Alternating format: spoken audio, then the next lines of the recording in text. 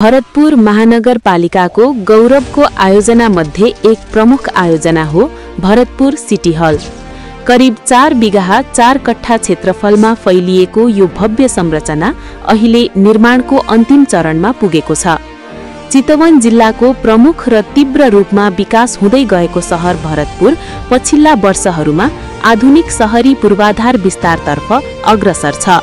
यही विकास यात्राको केन्द्रमा निर्माणाधीन सिटी हल रहेको छ।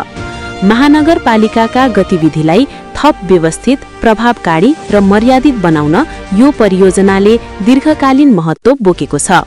यस सिटी हलको मुख्य आकर्षण भनेको यसको विशाल अडिटोरियम हल हो। करिब 2000 जना दर्शक एकैपटक अट्ने क्षमता रहेको यो हल नेपालकै ठूला सभागृहहरूमध्ये एक बन्नेछ। यहाँ राष्ट्रिय तथा अन्तर्राष्ट्रिय स्तरका सम्मेलन, कार्यक्रम र सांस्कृतिक प्रस्तुतिहरू आयोजना गर्न सकिनेछ।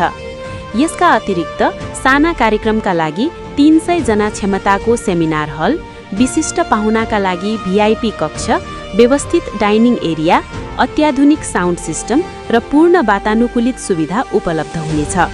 भवनलाई अपाङ्गता मैत्री बनाइएकाले सबै वर्गका नागरिकका लागि पहुँचयोग्य हुनेछ।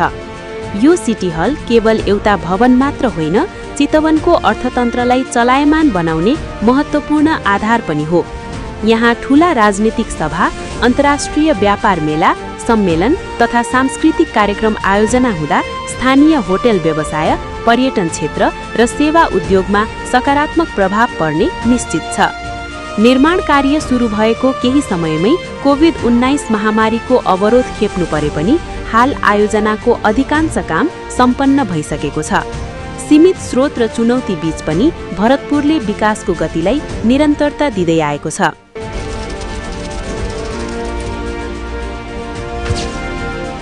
नमस्ते, म प्रवीण गुरागाई। यस भरतपुर सभा हलको चाहिँ लागत अनुमान नै सम्झौता रकम चाहिँ 88 करोड 88 लाख 88,888 रुपियाँ छ। जे अहिले हामीले चाहिँ बाहिर ल्यान्डस्केपिङको कामहरूदेखि लिएर त्यसमा ड्रेनको काम, फाउन्टेनको कामहरू हामी अहिले सुरु गर्दैछौँ। साथै अन्डरग्राउन्ड वाटर ट्याङ्क, गेटको, गार्ड हाउसको डिजाइनहरू अहिले सम्पन्न भइसकेको छ। र हाम्रो यसमा चाहिँ मेनली ट्रसमा अलिकति समस्या आएको कारणले गर्दाखेरि यो चाहिँ हामीले अहिले डिजाइनहरू पनि कम्प्लिट भएर हाम्रो वर्किङ ड्रोइङहरू पनि सबै साइन भएर आइसकेको छ। र यो चाहिँ हामीले ट्रसलाई चाहिँ हामीले फ्याक्ट्रीमा यसको पुनर्मूल्याङ्कन गर्दै अब अरू सामानहरू हामीले ल्याएर काम अगाडि बढाइरहेका छौँ। र हालसम्मको भौतिक प्रगतिको हिसाबमा भन्नुहुन्छ भने एप्रोक्स 65% जति छ। आज अभाव र आवश्यकता बीचबाट उठेर भरतपुर महानगरपालिकाले देशकै लागि समृद्धिको एउटा नयाँ मोडेल प्रस्तुत गरिरहेको छ। सिटी हल निर्माण सम्पन्न भएसँगै भरतपुर मात्र होइन, सिङ्गो देशले गर्व गर्न लायक एउटा आधुनिक प्रशासनिक र सांस्कृतिक केन्द्र पाउनेछ।